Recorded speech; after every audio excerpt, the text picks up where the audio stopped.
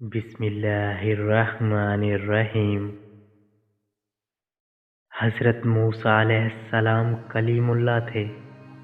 روزانہ اپنے رب سے ہم کلام ہوتے تھے۔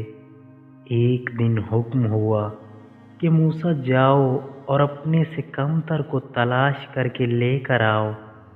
حضرت موسیٰ علیہ السلام نے حکم خدا سے ساری کائنات چھان ماری مگر اپنے سے کم کسی کو نہ پایا۔